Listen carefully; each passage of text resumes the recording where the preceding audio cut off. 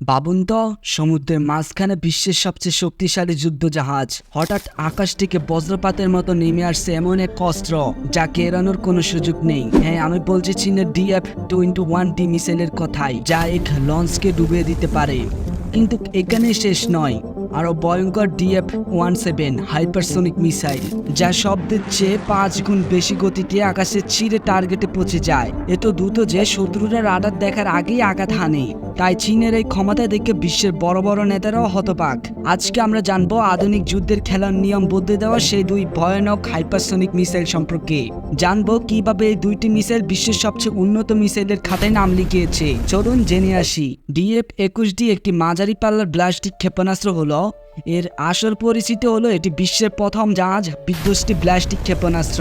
এটি এমনভাবে ডিজাইন করা হয়েছে যাতে সমুদ্রে চলমান বড় আকারের যুদ্ধজাহাজ, বিশেষ করে মার্কিন যুক্তরাষ্ট্রের বিমানবাহী রণতরীর মতো বিশাল নৌযানকে ধ্বংস করতে পারে।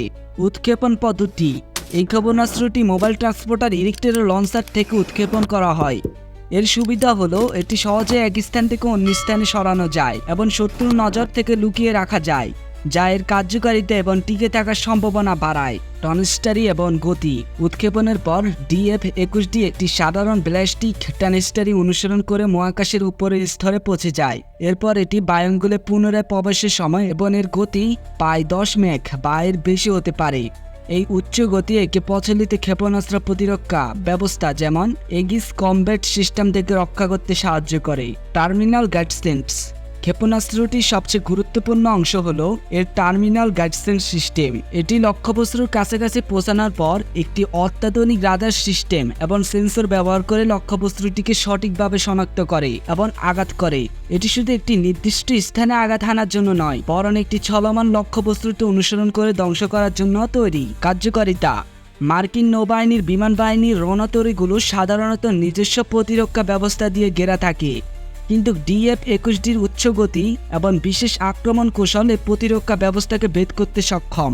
এটি একটি একক আঘাতের মাধ্যমে একটি বিমানবাহী রণতরীকে গুরুতরভাবে ক্ষতিগ্রস্ত বা সম্পূর্ণ অকেজো করে দিতে পারে, যা সামরিক ভারসাম্যে একটি বড় পরিবর্তন আনতে পারে। এই কারণে এটি ক্যারিয়ার কিলার নামেও পরিচিত। তারপর DF-17 হলো চীনের আরেকটি সামরিক সাফল্য, যা হাইপারসোনিক গ্লাইড ভেহিকল প্রযুক্তি ব্যবহার করে। এটি প্রচলিত ব্যালিস্টিক ক্ষেপণাস্ত্রের থেকে সম্পূর্ণ ভিন্ন একটি আক্রমণ কৌশল ব্যবহার করে। হাইপারসোনিক গ্লাইড ভেহিকল: DF-17 ক্ষেপণাস্ত্রটি একটি DF-ZF নামের বিশেষ হাইপারসোনিক গ্লাইড ভেহিকল বহন করে।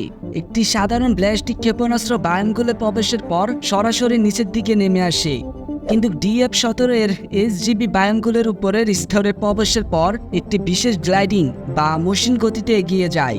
অপ্রত্যাশিত গতিপথ: এর সবচেয়ে বড় সুবিধা হলো এর অপ্রত্যাশিত গতিপথ পরিবর্তন করার ক্ষমতা। একটি সাধারণ ব্যালিস্টিক ক্ষেপণাস্ত্রের গতিপথ আগে থেকে গণনা করা যায়, তাই এটিকে প্রতিহত করা সহজ। কিন্তু DF-17 এর SGB গ্লাইড অবস্থায় তার দিক পরিবর্তন করতে পারে, যার ফলে এটি কোথায় আঘাত হানবে তা আগে থেকে অনুমান করা প্রায় অসম্ভব। এটি ক্ষেপণাস্ত্র প্রতিরক্ষা ব্যবস্থার জন্য একটি বড় চ্যালেঞ্জ তৈরি করে। গতি: এর গতি 5 থেকে 10 ম্যাখ এর মধ্যে হতে পারে, যা শব্দের গতির 5 থেকে 10 গুণ।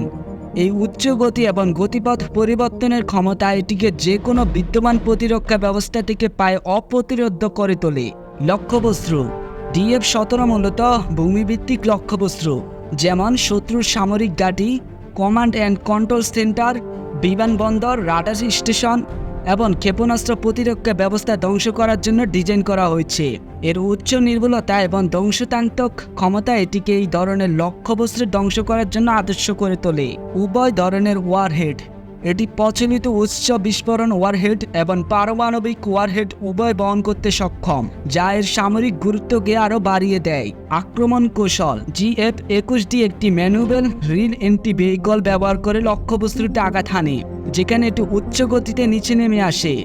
DF-17 একটি হাইপারসোনিক গ্লাইড ভেহিকল ব্যবহার করে, যা বায়ুমণ্ডলে প্রবেশের পর গতিপথ পরিবর্তন করে, গ্লাইডিং বা মসৃণ গতিতে চলে। DF-21D হলো একটি উন্নত ব্যালিস্টিক ক্ষেপণাস্ত্র।